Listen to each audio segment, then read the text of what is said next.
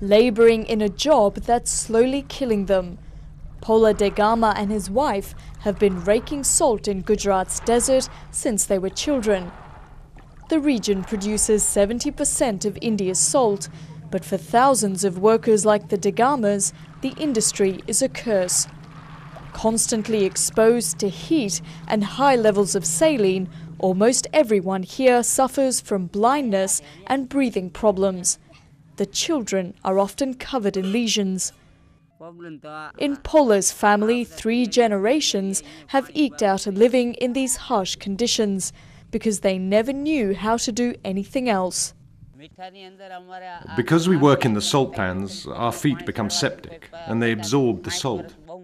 Nobody lives more than 50 or 60 years, and after death, during the cremation, our feet just don't burn. Some 200,000 workers toil in this arid desert for 8 months of the year, living in isolated shanties with no access to emergency healthcare, sanitation or government schools, conditions that activist AMBHU PATEL calls a travesty. He says these families earn as little as 50 cents for producing 100 kilograms of the mineral. Salt is considered auspicious by mainstream society, but they don't realize that for the people who make it, it's a curse. Nobody realizes this. But the state salt commissioner denies there are serious problems. In his offices in Ahmedabad city, he says there are few complaints registered in these piles of documents.